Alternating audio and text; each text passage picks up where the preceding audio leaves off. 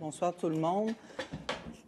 Bienvenue à ces assemblées de consultation publique. Avec nous ce soir, Mme Josée Banville, directrice de l'urbanisme et de l'aménagement du territoire.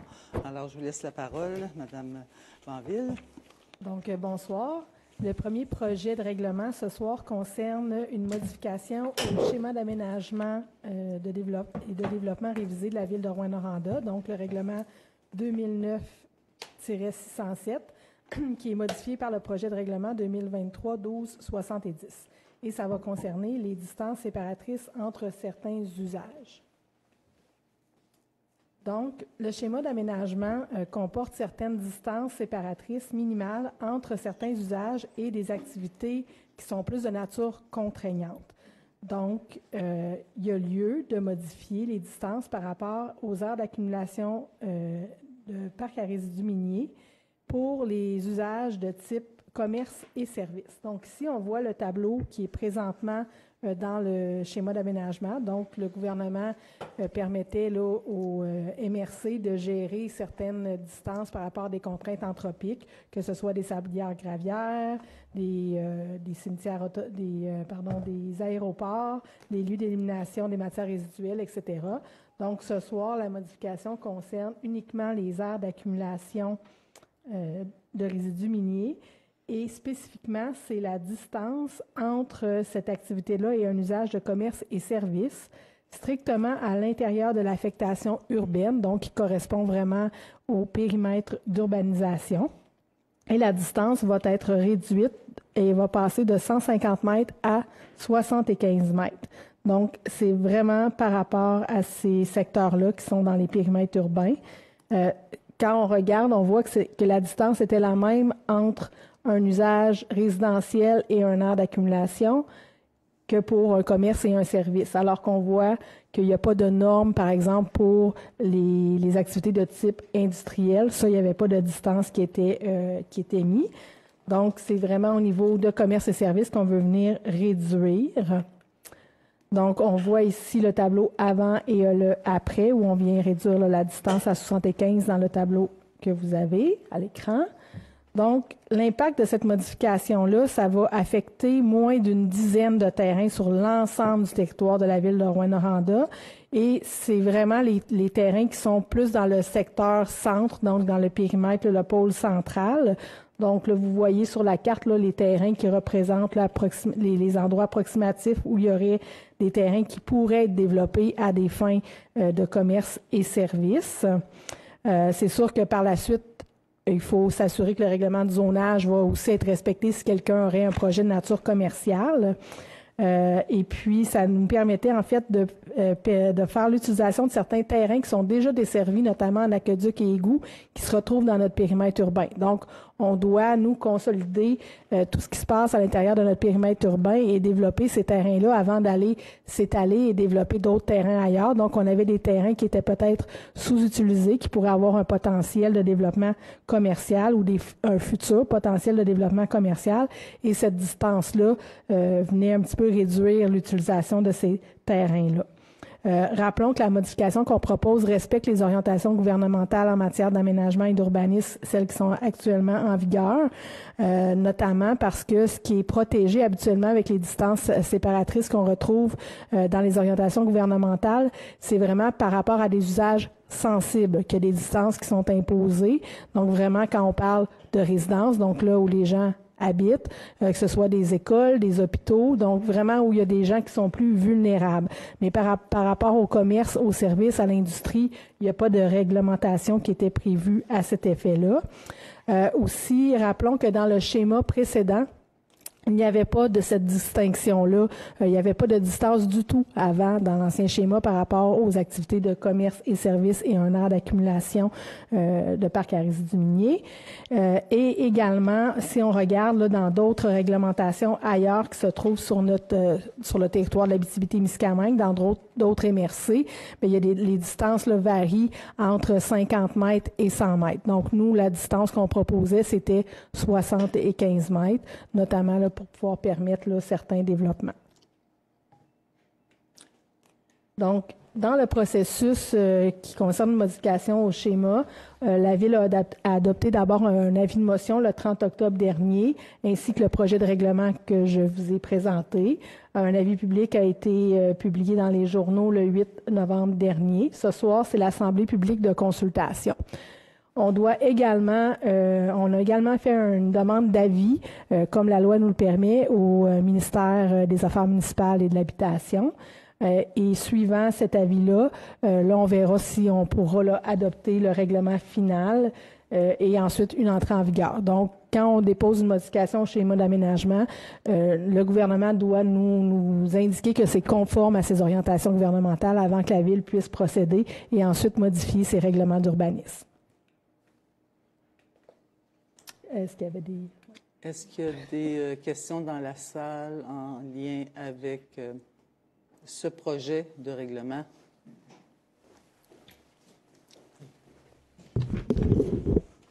Guy Leclerc, 241 Perrault-Est. Bonsoir. Vous avez répondu à une partie de mes questions, fait que ça va bien pour ça. Est-ce qu'il y a des projets en particulier qui font qu'on arrive avec ça aujourd'hui, qu'il y a des demandes particulières de commerce et services qui veulent s'installer dans ces zones-là, ou si vous avez eu une petite idée-là comme ça, genre? Ben, en fait, oui, on avait quelqu'un qui avait un projet commercial et puis il y a aussi des terrains que la Ville souhaiterait peut-être éventuellement développer qui se retrouvaient avec la distance de 150 mètres qui venait amputer beaucoup là, de terrain pour des futurs développements. Comme on expliquait, comme on doit consolider puis essayer de développer à proximité de où les réseaux sont déjà en place. Réduire l'étalement urbain, je suis d'accord avec ça. Et dans le même secteur. Fait qu'effectivement, là, il y avait certains projets là, sur la table. Puis comme on sait qu'une modification aussi de schéma, c'est quand même assez long, hein, le processus, ça peut aller pratiquement jusqu'à 1 an, même 18 mois. Donc, on se prépare aussi pour des futurs projets. OK. Puis, est-ce qu'il y a eu une évaluation de fait sur la raison que ça avait été établi à 150 mètres? Il y a un jour qu'il y a quelqu'un qui a réfléchi à ça, puis qui a établi des marges précises comme ça, parce qu'on voit qu'il y a plusieurs braquettes de marge. Là. Fait que là, c'est comme si les raisons pour lesquelles ça a été établi à 150 mètres sont plus bonnes, ou on est plus fin que les autres, ou... Il n'y avait pas d'explication sur ces normes-là, puis c'est très varié en termes comme je vous parlais, par rapport à d'autres schémas d'aménagement, même à des endroits où il y a aussi des projets miniers. On voit que la distance varie et il y a certaines MRC qui n'ont aucune mention non plus, que c'est aucunement réglementé. Donc, ça varie beaucoup. Et puis, il n'y a pas de normes minimales au niveau du gouvernement non plus par rapport à ça. Donc, c'est comme un peu au bon vouloir là, des MRC là, d'imposer des distances. Là. OK. Parce que oui. Ça a été, si vous permettez, c'est ça, la question a été posée, à savoir au niveau gouvernemental s'il y avait des exigences. Non. Par contre... comme Mme Banville disait tantôt, on voit que Val-d'Or est à 50 mètres, Abitibi-Ouest à 100 mètres. Bon, nous, on est à 75 mètres, mais il y a aussi, par contre, une obligation d'un terrain, d'une superficie minimum. Là, on parlait de 720 Oui, c'est ça. Nous, pour qu'un terrain puisse être développé, il faut qu'il y ait au moins, là, quand on parle d'un terrain plus standard pour du commercial, c'est un minimum de 720 mètres carrés. En bas de ça, le terrain ne pourra pas être développé. Là. OK, parce que le principe de précaution, d'habitude, nous fait mettre des prévisions pour éviter des problèmes futurs, surtout que j'ai vécu récemment une histoire où la marge était tellement proche qu'on exproprie presque 200 familles parce qu'on va avoir plus de marge. Ça fait qu'il ne faudra pas qu'on crée un problème futur dans nos assouplissements réglementaires. C'est surtout ça qui me turlupine. Il y a une autre chose aussi, c'est que si on met cette marge-là, ça veut dire on souhaite que des commerces et services puissent s'installer un peu plus centre-ville, puis qu'on empiète sur cette zone-là qui s'approche des parcs à résidus. Mais quand on met une marge de même aussi, ça permet-tu aussi à un parc à résidus de s'étendre jusqu'à cette marge-là de commerce et services? Ça marche dans les deux sens, d'habitude, les marges. En fait, ça, faudra valider peut-être avec le ministère de l'Environnement parce que par rapport au parc à résidus miniers existants, ils doivent obtenir, j'imagine, toute la panoplie d'autorisation environnementale. Donc là, la distance qu'on a mis, on s'entend qu'on a des parcs à résidus dans notre périmètre urbain aujourd'hui, mais je pense pas qu'il va y avoir de nouveaux parcs à résidus qui vont être créés dans nos périmètres urbains. Donc, on fait plus affaire avec des parcs à résidus existants qui ont déjà des empreintes qui sont comme contenues. Puis, plusieurs de ces parcs-là, on sait qu'ils vont faire l'objet d'une restauration éventuelle. Est-ce que vous pourriez mettre dans votre règlement clairement que ça n'inclut aucune expansion de parcs à résidus dans cette bande-là? Et que c'est vraiment pour permettre de s'approcher, mettons, des parcs existants? C'est un bon commentaire, M. Leclerc, puis on est justement en assemblée de consultation. Là, on prend en note votre commentaire. Celui-là, on va le prendre. Ça, j'aimerais que ce soit clair, parce que moi, c'est surtout ça qui est le problème, parce que... L'inverse. Oui, c'est plutôt l'inverse. J'avais-tu autre chose là-dessus? Là, je pense que vous avez répondu. Moi, parce que là, j'ai pas vu sur le dessin, on voit pas tout, là. Mais est-ce que c'est tout ça? J'ai compris que c'est pas toute la MRC, là. C'est vraiment. Non, c'est ça, parce qu'en fait. Parce que ça aurait eu des incidences partout, là, ça? Non, c'est ça. Puis on est vraiment allé où est-ce qu'on permet des activités de commerce et services, puis les endroits où il y a des parcs à résidus dans les périmètres urbains. C'est vraiment celui du pôle central de Rouyn-Noranda. Donc, tu sais, on voit là qu'on est plus dans le secteur j'ai pas de pointeur, mais plus dans le secteur du boulevard Rideau, là, complètement à gauche, là, sur la carte. Puis, un petit peu dans le secteur Marcel-Barry, où c'est déjà un parc industriel. Okay. Puis, avenue Abitibi, là, tu sais, on est vraiment... OK, en jaune, c'est les points chauds que vous avez identifiés qui sont intéressants. En diminuant la distance, ça va nous permettre de développer ces terrains-là. Comme on dit, ça représente à peu près moins d'une dizaine là, de propriétés existantes. Puis, ça ne veut pas dire qu'il va y avoir que des projets sur chacun de ces terrains-là. C'est juste dans une éventualité de se préparer, considérant que c'est quand même long faire toutes les démarches de modification de schéma et ensuite pouvoir modifier notre règlement. Une autre petite question banale. Est-ce qu'une garderie, c'est une entreprise de service? Non. Une garderie, c'est un usage sensible. C'est comme une école. OK. Fait que c'est important, ça. Oui, c'est ça. Ça vise pas de résidence pour les personnes âgées, ça vise pas d'école, pas de logement, pas de coop. C'est vraiment du commerce et services. Dans notre classe d'usage, c'est ce qui est dans notre catégorie C, dans notre catégorie S. Donc, c'est vraiment des activités de nature commerciale, là, plus comme des magasins, des commerces artériels, par exemple, là, qui est pas du niveau industriel, mais du commerce qui peut générer aussi peut-être qui est plus approprié en bordure de grands axes routiers, des choses comme ça. Puis encore là, il faut y aller par rapport à ce qui va être permis aussi dans cette zone-là versus le zonage, là. OK. Merci. Merci à vous des commentaires. Est-ce que d'autres personnes ont des commentaires en lien avec ce projet de règlement? Sinon, on a dépassé, on est correct? Oui, ben oui. Alors, on a la deuxième assemblée de consultation publique, Madame Banville. Oui. Là, on va changer la présentation. Donc, le deuxième projet de règlement ce soir est le projet de règlement 2023-1271, modifiant le règlement de zonage 2015-844. Le secteur qui est visé se trouve dans le secteur des Vins et le secteur de Rouyn, la rue Perrault-Est.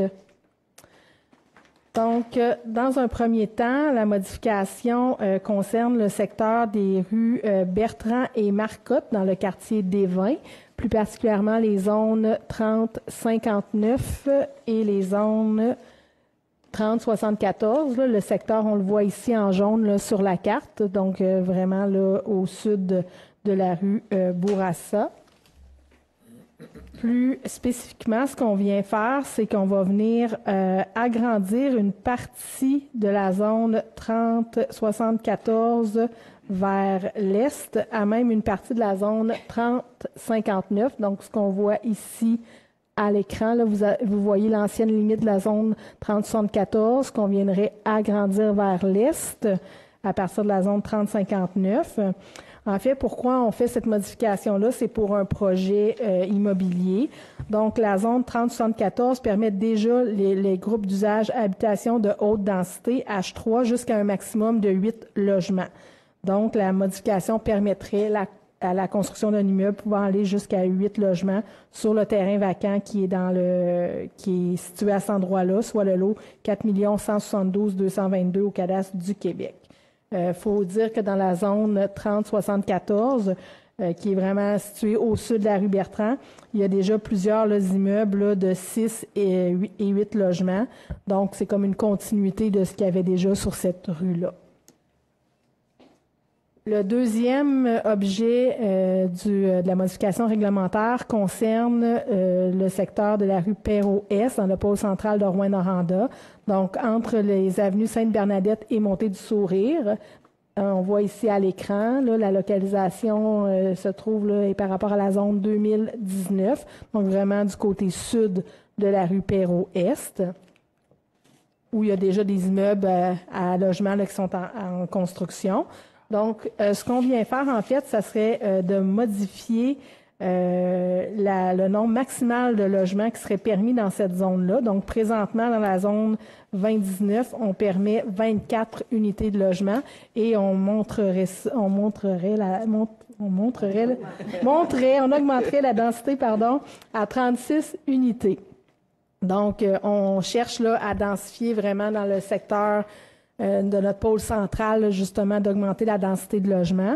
Donc, on voit la modification à la grille. Donc, à gauche, c'est ce qu'on permet déjà dans la zone. Donc, on vient pas changer les usages, les autres usages et les normes d'implantation. C'est vraiment au niveau du nombre de logements qui est changé. Donc, on passe de 24 à 36. On garde la même hauteur d'immeuble, le même nombre d'étages. C'est déjà ce qui est fait. C'est que le bâtiment va avoir peut-être une plus grosse empreinte au sol, mais va pouvoir contenir plus de logements à l'intérieur. Donc, au niveau du processus d'adoption, le 30 octobre dernier, il y a eu l'avis de motion. Par la suite, la même journée, l'adoption du projet de règlement. Ensuite, il y a eu l'avis public de consultation le 8 novembre dernier dans les journaux. Ce soir, c'est l'Assemblée publique de consultation. Le Conseil pourrait décider d'adopter dès ce soir le second projet de règlement. Puis par la suite, il y aurait un autre avis public pour les personnes habiles à voter parce que le règlement contient les dispositions susceptibles d'approbation référendaire parce qu'on parle de densité. Et si le processus suit le cheminement normal, le 8 janvier serait l'adoption du règlement final pour une entrée en vigueur vers la mi-février. Alors, est-ce qu'il y a des questions, besoin de précision? Oui, mais... c'est correct. Oui, c'est correct. C'est encore Guy Leclerc de la rue Perrault. Oui, c'est ça. Vu que ça concerne la rue Perrault, hein? Ouais. Bon, d'abord, je suis 100% d'accord avec l'augmentation de densité. Gênez-vous pas pour nous amener des règlements de même. Par contre, c'est important d'avoir une vision globale des impacts, notamment la circulation. Et au coin Perrault-la-Rivière, on l'a déjà signalé, il y a un problème de feu de circulation. On l'a mentionné. On n'a pas eu de retour là-dessus, mais il y a vraiment un problème. Puis il faut régler au moins les séquences de piétons parce que vous êtes aussi une ville qui se soucie du transport actif, mais actuellement, les gestes vers le transport actif sont beaucoup timides par rapport aux gestes de protection de la fluidité des autos. OK? Je vais juste signaler, quand ils ont fait des travaux sur la rue Perrault, à un moment donné, ils ont mis des petits poteaux pour ralentir le trafic, là. Maudit que j'aurais aimé ça que ça reste là. Parce que c'est très efficace. Puis il y a une garderie, puis après ça, il y a une école avec école secondaire, mais aussi école d'enfants, sur le même petit bout de tronçon, puis ça circule encore à pas mal plus que 50. Fait que moi, je pense que la vitesse pourrait être réduite là-dessus. Je pense que ça a déjà été demandé, mais même si c'est une artère importante, c'est crucial, là. Puis je pense que les petits bonhommes là, au coin de je pense que c'est la Dufault qu'il y a là. Mettre ces petits poteaux-là, ça faisait une grosse différence. Je sors sujet, là, mais j'en profite parce que c'est l'augmentation de densification, là. À moins que les gens prennent tout l'autobus gratuit. Oui, mais ça, je le souhaite. Ça, je le souhaite. Mais moi, je reste trop proche pour prendre l'autobus.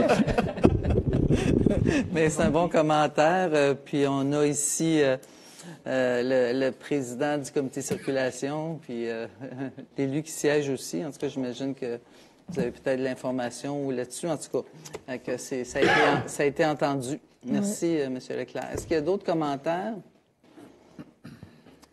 Sinon, bien, on vous remercie beaucoup, Mme Banville. Merci pour... Désolée pour l'enfargement dans les... Non!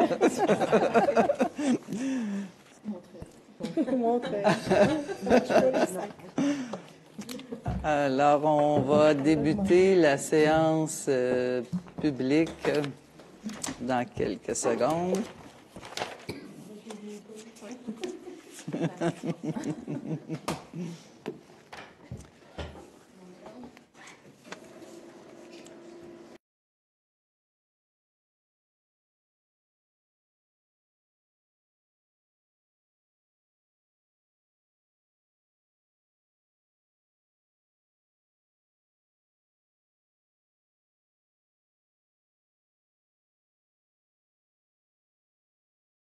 À cette séance régulière de votre conseil de ville.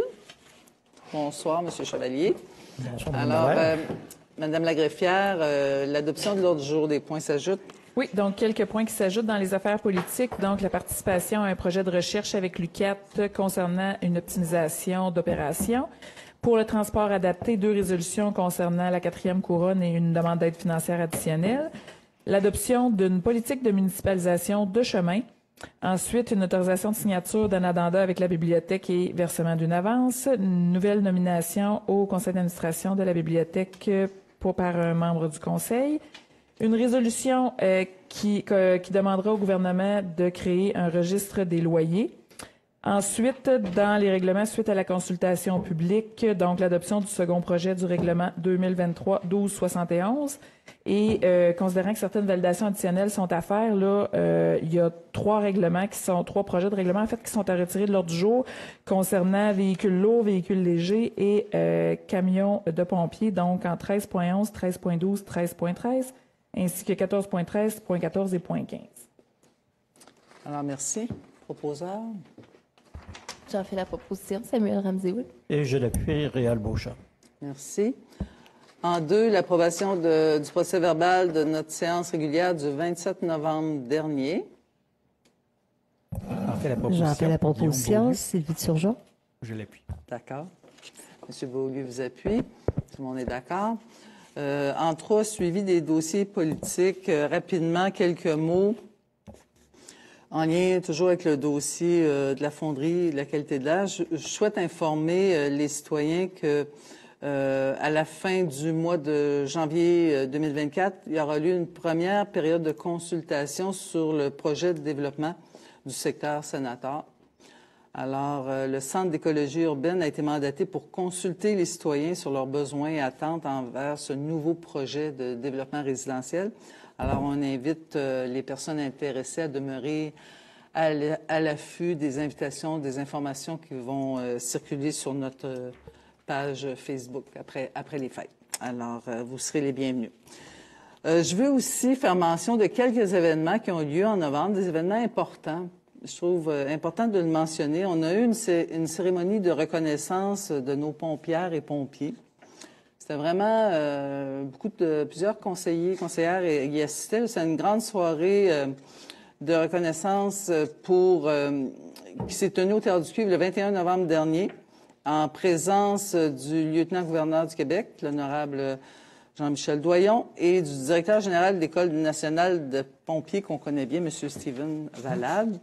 Alors, simplement pour mentionner que c'est au total plus de 150 diplômes obtenus au cours des dernières années qui ont été remis à une quarantaine de pompières et pompiers. Une cinquantaine d'épinglettes de la Ville ont été distribuées saluant les années de service d'autant d'employés. Et enfin, le lieutenant-gouverneur général a remis 8 médailles pour services distingués. Il s'agit d'une médaille qui a été créée en 1985 pour honorer les membres d'un service incendie canadien qui avait 20 ans de service. Alors, 11 de nos pompiers sont montés sur scène pour recevoir des mains du lieutenant-gouverneur une barrette soulignant leurs 30 ans, 40 ans et même 50 ans de service, vous avez bien compris. Alors, un message à ce sujet a été publié sur le site web de la Ville puis sur les médias sociaux. Et j'en profite, si vous permettez, pour lancer un appel. On a un manque vraiment important de pompiers, de pompières à temps partiel, particulièrement dans les quartiers ruraux. D'ailleurs, des représentations seront faites dans les conseils de quartier pour véhiculer le besoin grandissant de pompiers. Il en va de la sécurité de nos gens. Alors, si jamais vous souhaitez, vous êtes à l'écoute, vous souhaitez faire partie d'une belle équipe, vous êtes prêt à suivre la formation puis à contribuer à la sécurité des citoyens, bien, puis c'est sûr qu'il y a des revenus qui sont rattachés à ça, bien sûr. Bien, je vous invite à contacter notre département de sécurité incendie. Et je pense que les pompiers et pompières qui ont participé à l'activité reconnaissance pourront vous dire à quel point c'est gratifiant et comment ils aiment leur profession. Alors, je voulais lancer le message. Un autre événement important, M. Beauchamp sera d'accord, le Gala des Régales. Alors, c'est une première édition, certainement pas une dernière, qui s'est tenue le 30 novembre. Alors, je ne sais pas si vous voulez dire quelques mots, M. Beauchamp, mais on a pu voir vraiment des talents extraordinaires qui ont été reconnus et récompensés. C'est une première vraiment grandiose. Une première grandiose. C'est pas la première fois qu'on reconnaît le travail de nos gens de la culture. Par contre, l'événement était vraiment majeur. Je souligne particulièrement l'implication de l'entreprise Moreau, qui a fait en sorte que 500 personnes se sont déplacées au Théâtre du Cuivre pour honorer les différents artistes qu'on a dans différentes catégories. Je souligne le travail du comité culturel. Je nomme en particulier Lise Paquette et puis Émilie Villeneuve, là, qui ont fait un super de beau travail avec l'ensemble du comité. Et puis, ben, c'est lancé pour les années futures. On sera là toujours à la fin du mois d'octobre pour souligner le travail de nos artistes. Fin novembre, juste avant Noël. Merci beaucoup. Sur une note plus triste, on voulait ce soir souligner le décès de M. André Lavigne. Alors, le doyen du club de golf d'Alain de Rouyn-Noranda, M. André Lavigne, s'est éteint le 29 novembre dernier à l'âge de 102 ans. Ce passionné de golf a joué un rôle important dans le développement de ce sport à Rouyn-Noranda et les membres du conseil municipal, la direction, offrent leurs condoléances à toute la famille et aux proches de M. Lavigne. La semaine dernière, nous avons inauguré notre zone de rencontre neutre. Donc, Rouyn-Noranda maintenant aussi sa zone de rencontre neutre dans le stationnement de la place de la citoyenneté. Il y a 2 espaces de stationnement surveillés par des caméras 24 sur 24 qui permettent aussi, c'est gratuit, qui permettent aux citoyens d'effectuer divers échanges, transactions, par exemple, si on achète en ligne, on ne veut pas que la personne donne notre adresse, ça peut se faire là. S'il y a des situations plus tendues, des situations familiales plus tendues, il peut arriver que les parents, lorsqu'on a la garde partagée, l'échange de nos enfants peut se faire à cet endroit. Bref, c'est un endroit neutre, sécuritaire, accessible. Et c'est pour vous, puis on vous invite à l'utiliser. De plus en plus de municipalités se dotent de ces endroits sécuritaires. Alors, ça est un projet que la Ville a fait en collaboration avec la Sûreté du Québec et avec l'appui aussi d'Alternatives pour elle. Et, le temps des fêtes amène le magasinage dans notre centre-ville. Alors, je voulais juste rappeler l'horaire de gratuité des stationnements. Puis, c'est drôle, je me suis fait poser la question aujourd'hui. Alors, à compter d'aujourd'hui, jusqu'au 31 décembre, les stationnements contrôlés par des parcomètres, des horodateurs, sont gratuits le samedi toute la journée et du lundi au vendredi à partir de 16 heures. Dans le fond, c'est pour faciliter le magasinage de nos clients. Et c'est pas pour stationner les employés, c'est vraiment pour la clientèle. Donc, c'est à partir de 16 heures et le samedi toute la journée. Alors, profitez-en pour encourager nos commerçants locaux. Alors, moi, ça fait le tour. on serait rendu à aux demandes des citoyens. Si vous êtes dans la salle et vous souhaitez vous adresser au conseil, vous êtes les bienvenus simplement à venir au micro, puis on est là pour vous entendre.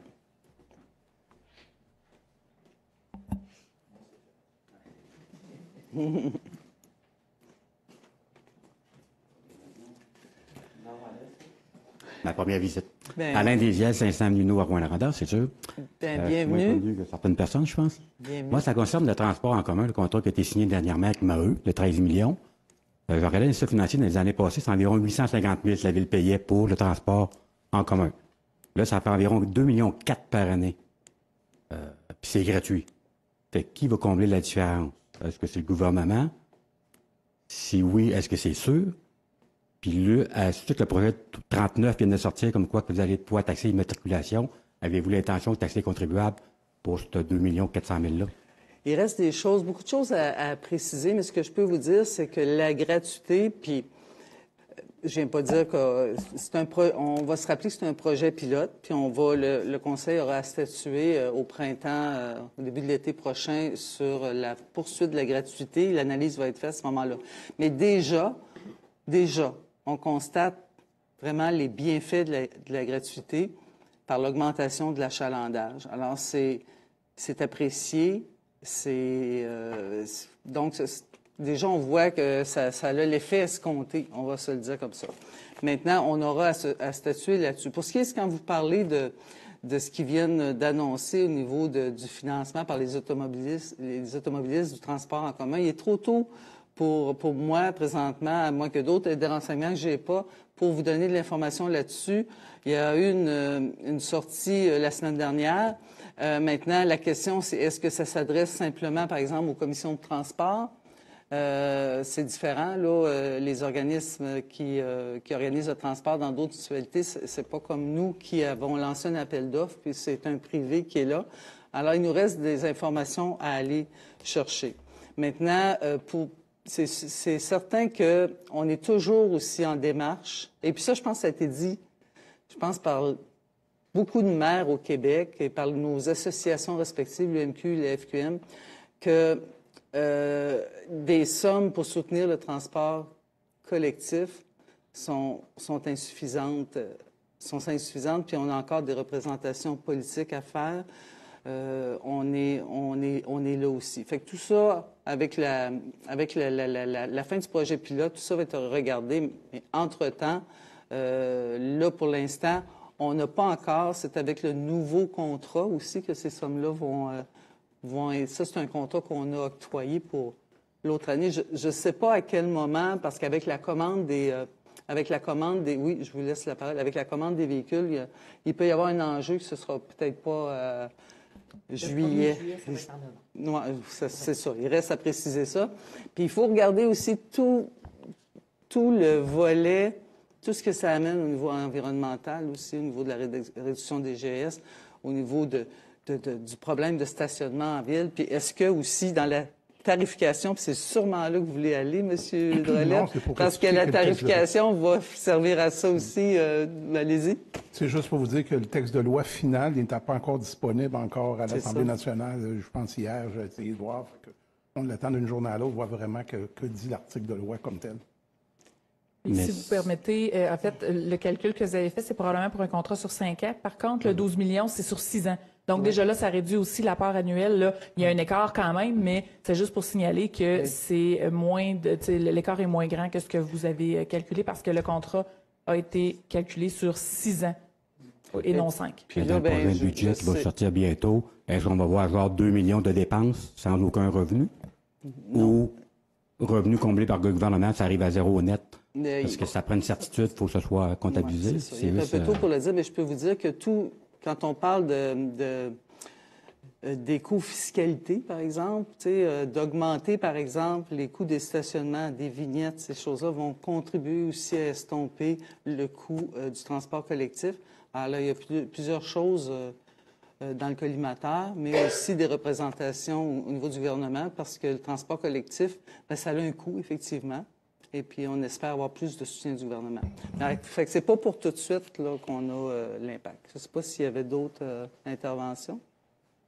Et à l'heure actuelle, les autobus appartiennent-ils à la ville ou c'est à Maheu, les autobus qu'on a à l'heure actuelle? C'est à Maheu, C'est à Maheu. Les chauffeurs aussi, c'est Maheu qui fournit le staff à l'heure actuelle. Okay. Oui. Puis en fait, le contrat, c'est qu'on a demandé, c'est des plus petits autobus, mais en plus grand nombre. Fait que c'est ça aussi. Plus grande fréquence. Il faut avoir une plus grande fréquence parce que ça a été demandé par les citoyens. On est la seule ville qui a ça en région. Ça a été demandé par les citoyens. Alors, les 5 autobus vont permettre des fréquences plus rapides. Puis on espère qu'il y aura moins de circulation. Coin-Perrault, la rivière. Oui, oui. Dommage à nous aussi, oui. D'accord. Que dans le budget, on va ça voir aussi, ça a un prix. Oui. Merci. Merci. Est-ce que d'autres citoyens souhaitent s'adresser à nous?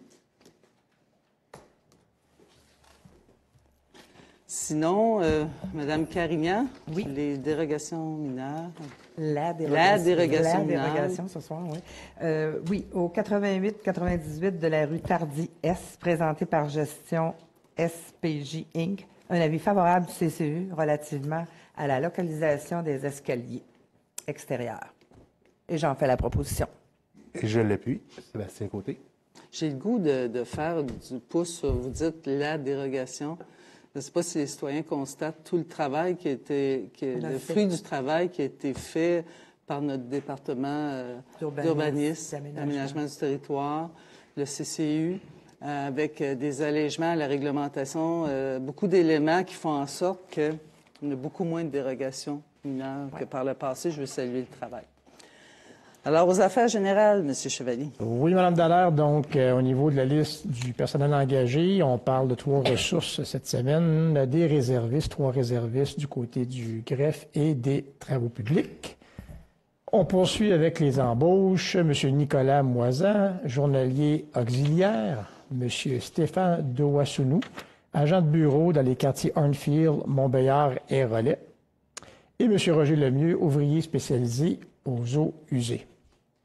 On poursuit avec les nominations. M. Francis Julien, ouvrier d'entretien pour les quartiers Cadillac et McWaters. M. Roger Nantel, ouvrier aqueduc et égout. M.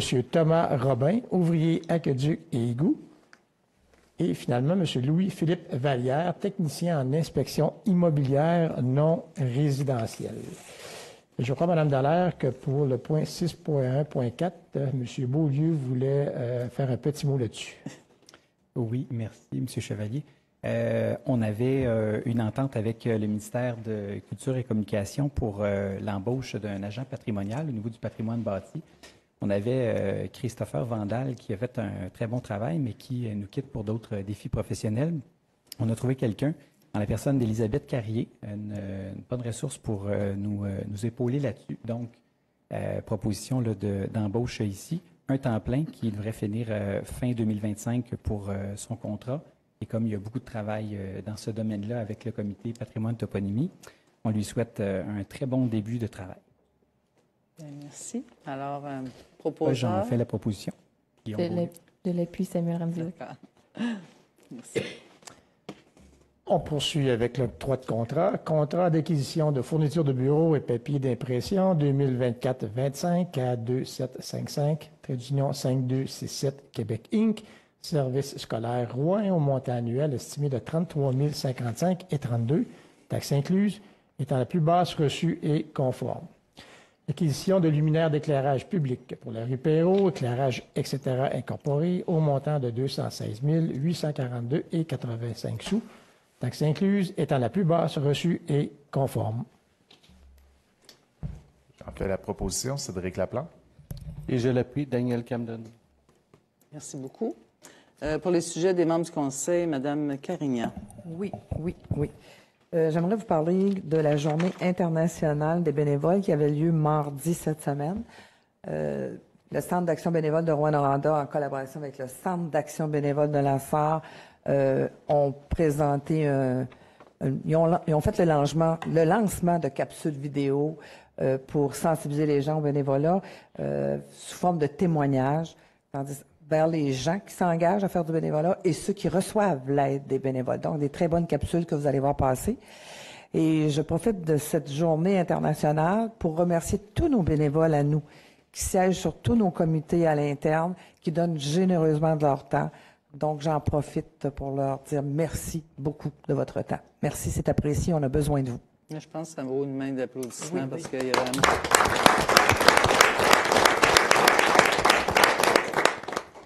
Merci beaucoup, Mme Carignan. Il n'y a rien au niveau à l'item correspondance. Aux affaires politiques, en 9.1, donc une demande d'aide financière pour le programme d'infrastructure municipale d'eau, Primo.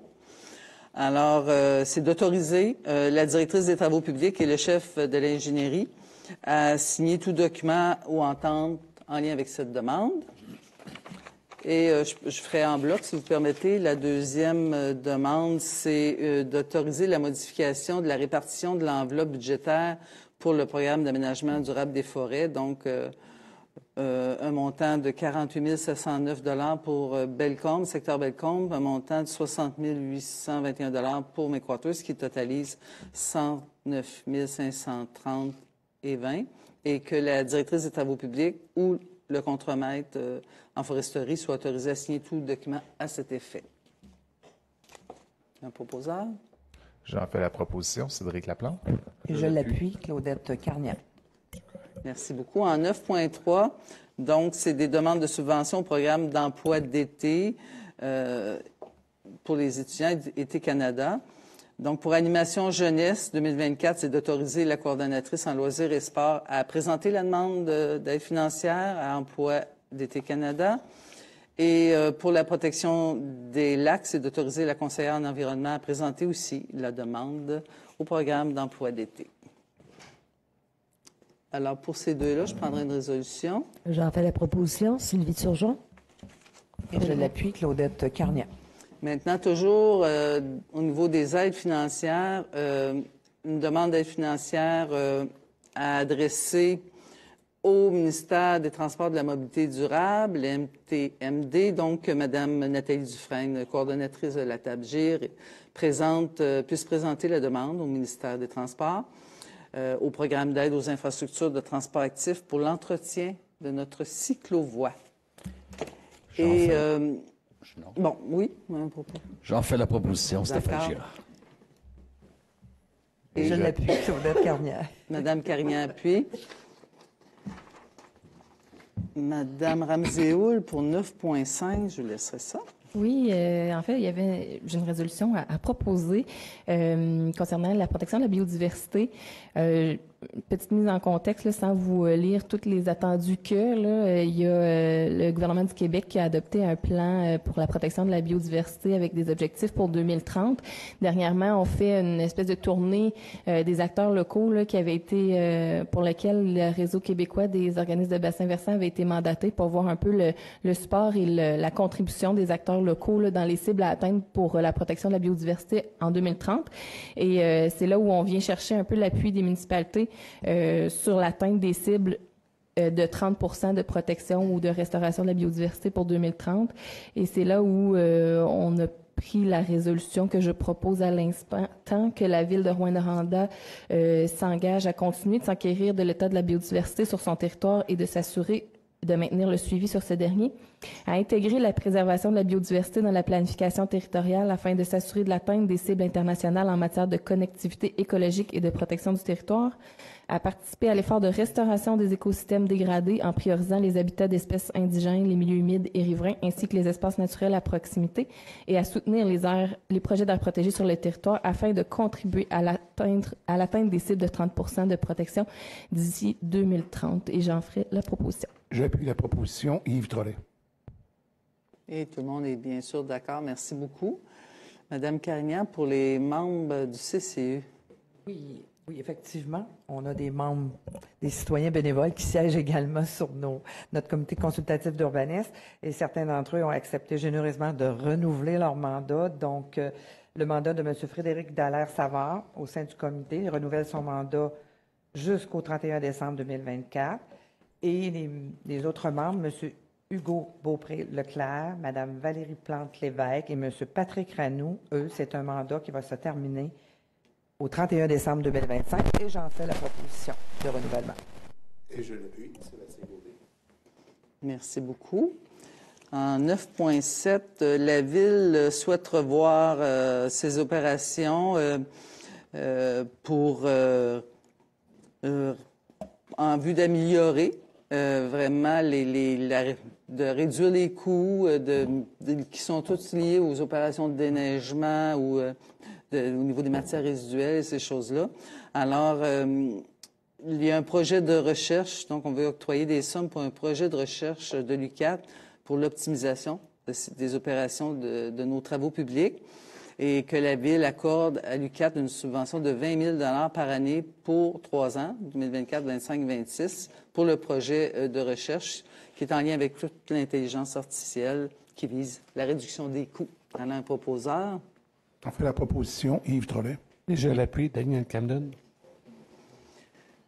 En 9.8, au niveau du transport adapté, dans le fond, on a deux résolutions pour des sommes à accorder à l'organisme. La première résolution vise un montant de 20 000 en lien avec la desserte de la 4e couronne, donc d'élargir le service dans nos quartiers ruraux, et une demande d'aide financière additionnelle, mais ponctuelle, de 60 000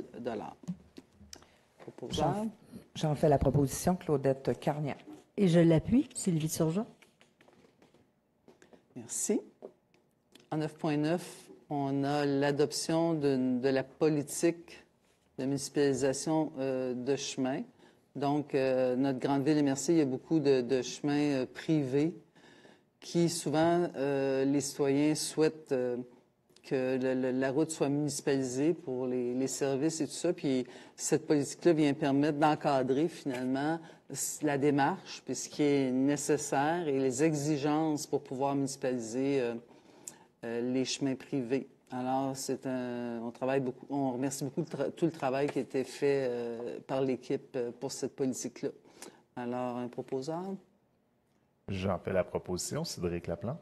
Je l'appuie. Stéphane Girard. Merci beaucoup. On a en 9.10 l'autorisation d'un addenda à l'entente avec la Bibliothèque municipale de Rouyn-Noranda pour l'année pour 2024, pour poursuivre pour 2024. Et aussi, du même coup, une résolution qui inclut le versement d'une avance de 88 000 pour venir en aide aussi à l'organisme. Alors, pour cette première partie, j'ai besoin d'une résolution. J'en fais la proposition. Guillaume Beaulieu. J'appuie la proposition. Yves Drolet. Toujours en lien, merci messieurs, toujours en lien avec la Corporation de la Bibliothèque municipale de Rouyn-Noranda. On veut ce soir avoir une résolution pour la nomination de M. Yves Drolet comme administrateur au conseil d'administration de la Corporation de la Bibliothèque en remplacement de M. Guillaume Beaulieu qui termine son terme. Alors, un proposeur? J'en fais la proposition, bien entendu. Et je l'appuie, Claudette. Alors, félicitations, M. Drolet, et merci de votre implication. Je vous serai en appui avec plaisir. Madame Ramsey-Houle, pour le 9.12... Oui, on a eu une demande, en fait, de l'organisme qui s'appelle Vivre en Ville, qui a un petit comité de travail là, sur la question de l'habitation, du logement plus particulièrement. Cet organisme-là souhaite déposer une demande au gouvernement du Québec pour tenir un registre des loyers sur l'ensemble du territoire québécois. Ils ont fait beaucoup d'analyses, là, puis considérant qu'il y a quand même des normes en termes de logement locatif qui sont intéressantes au Québec, mais qu'il y a une difficulté d'application. Eux proposent un outil simple, facile et en ligne, public, qui permettrait déjà d'en connaître davantage, d'avoir davantage de données sur les logements disponibles, le coût des logements, la localisation des logements. Donc, souhaite avoir l'appui des municipalités pour déposer cette demande-là au gouvernement du Québec et c'est pourquoi je propose l'appui suivant de demander à l'Assemblée nationale et au gouvernement du Québec d'adopter d'ici le printemps 2026 un registre des loyers publics universel et obligatoire pour répondre rapidement à la crise d'habitation et pour appliquer adéquatement le contrôle des loyers prévu par la loi, de demander que les données du registre québécois des loyers soient disponibles au bénéfice du grand public et des municipalités qui voudront se doter d'un tableau de bord de données à jour sur le marché locatif et de transmettre une copie de la présente résolution à la ministre de l'Habitation et des Affaires municipales, à l'UMQ et à la FQM, et j'en fais la proposition. Et je l'appuie, Sylvie Turgeon. Merci beaucoup. Je pense que ça va aussi aider. Ça va pouvoir aider beaucoup de municipalités dans leur appropriation du dossier des logements, ne serait-ce que pour avoir des données fiables et à jour. Ouais. Bravo. Alors, Madame la greffière, au niveau des procédures administratives. Oui, donc acquisition d'une remorque pour motoneige à même le fonds de gestion de mise en valeur du territoire, donc pour pouvoir approprier les fonds là, qui sont déjà disponibles. Donc, une résolution est nécessaire.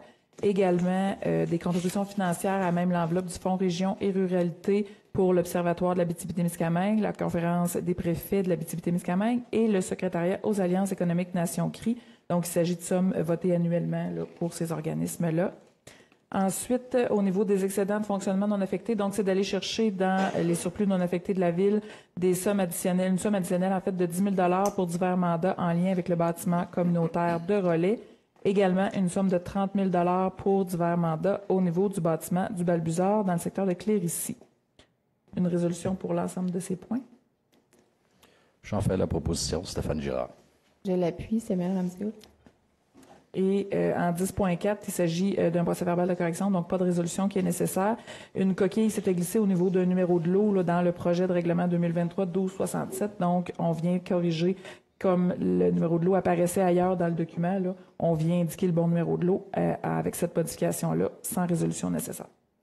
Je peux dire que c'est rare qu'on a des résolutions de correction avec toute la complexité des documents que vous émettez, là. C'est rare. Alors, il n'y a pas besoin de résolution. Non. Pour les conseils de quartier, il y a le conseil de quartier de McWater, c'est une répartition de l'enveloppe des dons et subventions. On parle du comité des loisirs de 190 $, le cercle des fermières 190, le club du Large d'Or 190 et l'association Vaudrey-Joannès 190. J'en fais la proposition, Samuel Ramsey. Et je l'appuie, Cédric Laplante. Merci. Monsieur Laplante, pour le conseil de Cloutier. Oui, j'ai une répartition de l'enveloppe pour les dons et subventions pour le comité des loisirs et de développement de Cloutier pour un total de 6 760 $ et j'en fais la proposition. Je l'appuie, Stéphane Girard. Merci beaucoup. En 12, l'approbation des comptes ce soir qui totalise un montant de 4 217 743,14 $ selon la liste qui vous a été fournie. J'en fais la proposition, Yves Trollet. Et je l'appuie, Guillaume Beaulieu. Maintenant, je vais laisser la parole à notre greffière, Mme Tousignan, pour... J'espère que tu as pris une gorgée d'eau. J'en ai de disponible aussi. Donc, c'est ma soirée de lecture ce soir au niveau d'une série de règlements au niveau de la Ville. Donc, est-ce que vous vouliez... Oui, un petit peu d'explication, c'est ça, oui? Je commencerai peut-être par les différents règlements. D'accord. Parfait. Donc, règlement remplaçant le 2022-1231 et ses amendements concernant les tarifs applicables à certains biens et services fournis par la municipalité. S'il s'agit, dans le fond, du règlement de tarification globale qui est adopté une fois par année, donc pour les tarifs qui seront applicables à partir du 1er janvier 2024. Ensuite, en prévision de l'adoption du budget qui aura lieu la semaine prochaine, un règlement qui fixe pour l'exercice financier 2024 les taux variés de la taxe foncière générale en fonction des catégories auxquelles appartiennent les unités d'évaluation, établissant les taux de la taxe foncière autres que la taxe foncière générale pour l'exercice budgétaire débutant le 1er janvier 2024 et établissant les taux de diverses taxes de secteur. Ensuite, règlement qui modifie le règlement 2017-952 concernant les animaux, afin de notamment régir la présence des animaux dans les bâtiments municipaux, de préciser les obligations d'un propriétaire quant à l'obligation d'avoir une licence pour son animal et d'augmenter le montant de certaines amendes. Ensuite, la Ville de Rouyn-Noranda avait un règlement là, sur la paix et le bon ordre qui datait du début des années 2000. Donc, il s'agit en 13.4 d'un nouveau règlement concernant le maintien de la paix et du bon ordre. Évidemment, les obligations restent sensiblement les mêmes. Par contre, a été quand même revu et remis au goût du jour. 13.5, règlement modifiant le 2023-1238 sur la circulation et le stationnement, afin de modifier la façon de délivrer une autorisation de circuler à cheval, de reformuler l'infraction liée au stationnement sur rue d'un véhicule hors d'état de fonctionner, de permettre aux préposés au contrôle de stationnement de délivrer des constats lors d'une obstruction, par exemple, à la circulation, et d'augmenter certaines amendes. Ensuite, règlement modifiant le règlement de zonage 2015-844 pour modifier le plan de zonage, créer la zone 2169 à même la zone 2093 dans le pôle central de Rouyn-Noranda. On est dans le secteur Avenue Québec et rue Iberville-Ouest, de sorte à scinder la zone 2093 en deux parties et que la limite entre les deux zones soit située à une distance de 60 mètres de l'emprise de l'Avenue Québec. Toujours dans le même règlement, de créer la grille des spécifications de la nouvelle zone 2169, de sorte à y autoriser les usages d'habitation de moyenne et de haute densité, soit entre 6 et 16 logements par bâtiment, y permettre les projets intégrés, donc permettre plusieurs bâtiments principaux sur un même terrain, définir les normes d'implantation et exiger une bande tampon végétalisée par rapport à la zone 2088, équivalent à une distance de 3 mètres par étage du bâtiment.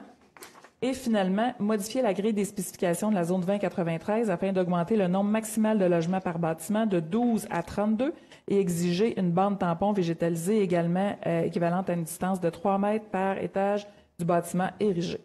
Avant de poursuivre avec les prochains règlements, je me permettrai, vous pourrez compléter, Mme Dallaire, au besoin, une petite mise en contexte. Il s'agit en fait de différents règlements d'emprunt qui sont proposés. Ceux-ci font suite à l'adoption du PTI, donc du programme triennal d'immobilisation, qui a été adopté par le Conseil le 13 novembre dernier.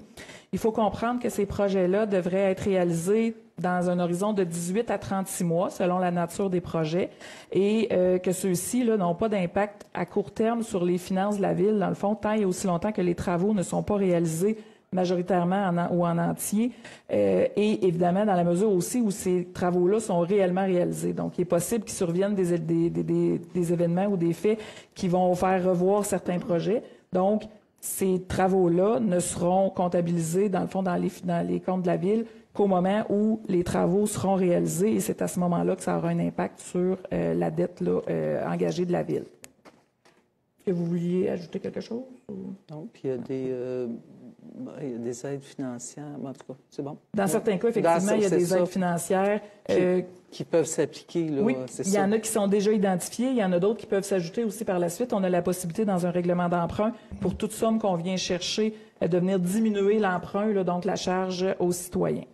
Donc, si vous permettez, je débuterai. C'est mon bout de lecture plus ardu un petit peu. Donc, un premier règlement d'emprunt concernant différents travaux de voirie pour 2024, soit la réfection de trottoirs, la réfection de pavage sur la rue Perrault entre Chénier et Vézina, la sécurisation de l'intersection de l'avenue La-Rivière et de la rue Gagné, la sécurisation de la rue Monseigneur-la-Tulipe aux intersections principales et portages, les travaux correctifs sur le boulevard Témiscamingue qui sera financé par le Fonds de Gravière, les travaux correctifs sur rue Jacques-Bibeau et Monseigneur-la-Tulipe, remplacement de joints de dilatation au viaduc Noranda, remplacement annuel de poteaux de bois par des poteaux de béton pour l'éclairage de rue et remplacement annuel des feux de circulation pour un montant total de 4 449 000 $ et pour lequel il y a une somme de 260 000 $ qui proviendra du fonds local réservé à la réfection et l'entretien de certaines voies publiques, tout ça remboursable par l'ensemble des contribuables de Rouyn-Noranda. Ensuite, en 13.8, règlement d'emprunt qui décrète le programme annuel de travaux pour les eaux usées ainsi que la mise à niveau du système de ventilation à la station d'épuration Rouyn-Noranda pour un montant de 167 000 $ remboursable par les propriétaires d'immeubles desservis par le service municipal d'assainissement des eaux usées. 13.9, un règlement d'emprunt pour le programme annuel des travaux en eau potable, remplacement de vannes de réseau et retrait annuel de vannes purges résidentielles pour 249 000 $ remboursable par les propriétaires des immeubles desservis par les réseaux d'aqueducs municipaux. En 13.10, règlement d'emprunt décrétant divers travaux d'aqueduc et d'égouts, dont l'auscultation des infrastructures. Il s'agit, TECQ, d'une source de financement du gouvernement, donc d'une subvention. La réfection de l'aqueduc et de l'égout sur l'avenue Québec, développement entre les rues Iberville et Duvernay. La réfection de l'aqueduc et de l'égout dans la ruelle des rues Pinder et Montréal, de Fortin à Mercier, dans le cadre du projet Primo. La réfection de l'aqueduc et de l'égout dans la ruelle Forget et Richard entre Charlebois et des Oblats, également dans le programme Primo. La réfection de l'aqueduc et de l'égout dans les ruelles rue Perrault et Tachereau de Principal à Portage, également Primo. La réfection de l'aqueduc et de l'égout dans la ruelle de la 9e rue entre Saint-François et Châteauguay par Primo. la réfection de l'aqueduc et de l'égout sur Victor entre Côte-Noire et rue des Vins et la protection cathodique par courant imposé qui est également financée par la TECQ pour un montant de 6 392 000 $ payable par les immeubles desservis par réseau d'aqueduc et d'égouts. Les éléments suivants ont été retirés de l'ordre du jour, seront ramenés. Donc, ce que vous aviez à l'ordre du jour de 13.14 qui devient 13.11. Règlement d'emprunt décrétant divers travaux, soit l'aménagement d'une surface de jeu libre dans le quartier de Cloutier et l'aménagement de l'accès au site et au stationnement de la zone récréative Kiwanis suite aux travaux qui sont en cours de réalisation et qui seront complétés l'été prochain pour un montant de 867 000 $ remboursables par l'ensemble des contribuables. Ensuite, règlement d'emprunt décrétant divers travaux sur des immeubles municipaux. On parle de mise à niveau du bâtiment de rangement d'équipements d'entretien du service d'espace vert à Baudry, la mise en forme et la réfection du gymnase Denise-Julien, ainsi que des locaux connexes à l'Arena Glencore, la réfection de la plomberie au Théâtre du Cuivre, remplacement de 2 unités de déshumidification à Jacques-Lapierre et Régent-Houle, la démolition de la salle électrique sous la note de cuivre située sur l'avenue du Lac, l'installation d'un transformateur électrique, la mise à niveau d'installations sceptiques du centre communautaire de Bellecombe, le remplacement des aérothermes du garage aux travaux publics et la réfection de la toiture et de la porte du garage municipal à Arnfield pour un montant de 1 500 000 $ remboursable par l'ensemble des contribuables. Ensuite, un règlement décrétant divers travaux sur des immeubles municipaux, soit l'installation d'une nouvelle unité de climatisation au centre communautaire de Montbrun, changement de contrôle d'IMAX de divers bâtiments, le remplacement ou l'achat de nouveaux systèmes de sécurité au service des travaux publics et le changement du système d'alarme à la caserne pour un montant de 202 000 $ remboursable par l'ensemble des contribuables. Règlement d'emprunt décrétant divers travaux sur un immeuble municipal, soit l'Arena et Jacques-Lapierre et Régent-Houle, pour analyse de la structure et des enveloppes, plein de vie, réfection de la toiture, des murs et des équipements électromécaniques pour 265 000 $ payables par l'ensemble des contribuables. Règlement d'emprunt qui va modifier un règlement déjà existant, le 2022-12-19, pour augmenter la dépense au niveau des travaux de la rue des Gagnés dans le quartier de Granada, qui sont également financés en partie par la TECQ. Donc, 361 000 $ additionnels nécessaires pour la réfection des services municipaux et voiries, payables par les immeubles desservis par aqueduc et égouts.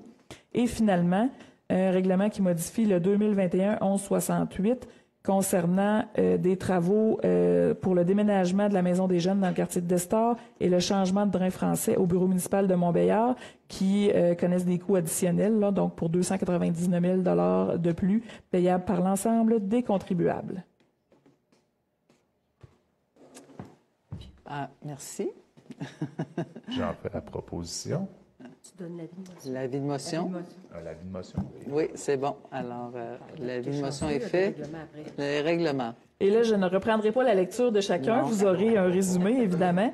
Tout d'abord, l'adoption du règlement 2023-1254. Il s'agit d'un règlement qui avait été adopté précédemment, qui vient modifier le schéma d'aménagement pour modifier l'affectation des limites du parc régional Quéquéco et autoriser les logements intergénérationnels, ainsi que l'adoption du document explicatif relié à ce règlement. Ensuite, suite aux avis de motion, donc le projet de règlement qui va remplacer le 2022-1231 concernant la tarification globale. Toujours en projet de règlement, le règlement de taxation pour 2024 qui va être en lien avec l'adoption du budget la semaine prochaine. Projet de règlement qui modifie le règlement 2017-952 sur les animaux. Projet de nouveau règlement sur la paix et le bon ordre. Projet de règlement modifiant le 2023-1238 sur la circulation et le stationnement. Projet de règlement modifiant le zonage pour augmenter la densité dans le secteur rue Iberville-Ouest et Avenue Québec. Suite à un avis de motion également qui avait été donné lors d'une séance précédente concernant l'hébergement touristique. Donc, il s'agit d'adopter le projet de règlement qui va venir modifier les définitions et resserrer les normes concernant l'hébergement touristique. Ensuite, projet de règlement d'emprunt, donc pour la voirie 2024, pour le programme annuel des travaux pour les eaux usées, pour le programme annuel de l'eau potable, les divers travaux d'aqueduc et d'égouts, les services des parcs, les immeubles municipaux pour lesquels il y avait 3 règlements différents, également les 2 règlements qui visaient à augmenter le 2022-1219 et le 2021-1168. Et finalement, suite à la consultation publique qui a eu lieu juste avant la séance, donc l'adoption du second projet 2023-1271 pour agrandir la zone 3074 dans le quartier des Vins et modifier la zone 2019 dans le pôle central pour augmenter le nombre de logements maximal. Proposeur? J'en fais la proposition, Sylvie Turgeon. Et je l'appuie, Guillaume Beaulieu. Tout le monde est en accord. Merci beaucoup, Mme Tousignan. Ça va. Bravo. Alors, la période de questions allouée aux journalistes. Après, je suppose. Alors, la levée de la séance. Je fais la proposition, Sylvie Turgeon. Et je l'appuie, Claudette Carnier. Alors, merci tout le monde. Et puis, on se donne rendez-vous lundi prochain pour l'adoption du budget. Alors, bonne soirée.